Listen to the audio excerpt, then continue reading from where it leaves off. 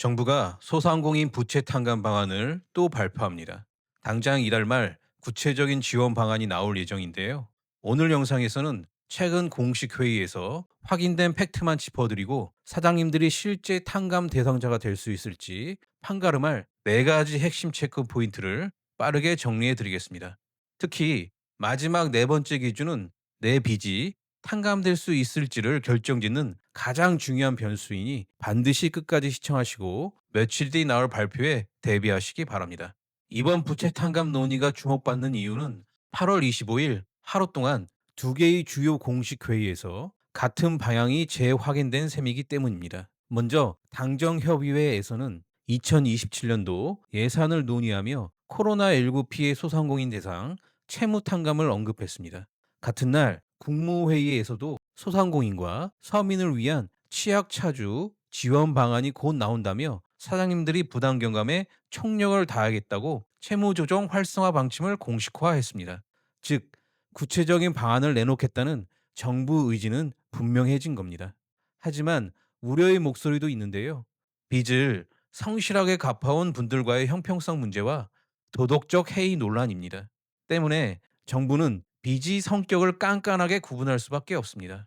그렇다면 곧 나올 발표에서 우리는 무엇을 확인해야 할까요? 다음 네 가지를 집중적으로 보셔야 합니다. 첫째, 대상자입니다.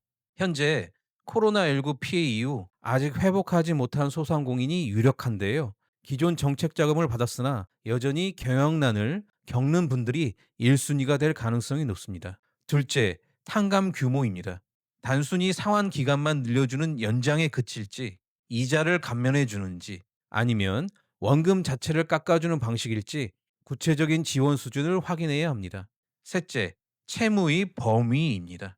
소상공인 시장진흥공단 정책자금이나 기존 새출발기금 대상 채무만 해당하는지, 아니면 시중은행에서 받은 일반 대출까지 포함될지가 중요한 쟁점입니다. 마지막 넷째, 가장 중요한 심사 기준입니다.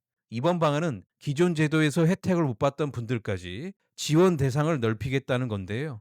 하지만 앞서 말씀드린 도덕적 해이 논란 때문에 실제 선별은 훨씬 깐깐해질 가능성이 높습니다. 내 빚이 순수하게 사업을 위해 쓴 돈인지 아니면 개인 용도로 쓴 부채인지 꼼꼼하게 따져보겠다는 거죠. 결국 이 두 가지를 어떻게 구분하느냐가 탕감 여부를 결정짓는 핵심이 될 것입니다. 이번 정책을 두고 세금이 투입되는 만큼 성실 상환자에 대한 역차별이다, 도덕적 해이다 라는 비판적인 시각도 분명 존재합니다. 하지만 누구보다 성실하게 가게를 운영해 왔지만 어쩔 수 없는 상황에 부딪혀 감당하기 힘든 빚을 떠안게 된 사장님들에게는 꼭 필요한 생명줄이 될 수도 있습니다. 그러니 정책에 대한 찬반을 떠나 일단 구체적인 발표가 나오고 본인이 대상자에 해당한다면 혜택은 반드시 챙기시기 바랍니다. 당장 며칠 뒤 세부 발표가 나오는 즉시 가장 빠르고 정확하게 분석해서 다시 전해드리겠습니다. 그러니 구독과 좋아요, 알림 설정 잊지 마시고요. 마지막으로 영상을 보시는 사장님들은 이번 부채 탕감 정책에 대해 어떻게 생각하시나요? 댓글로 가감 없는 솔직한 의견을 남겨주시면 감사하겠습니다.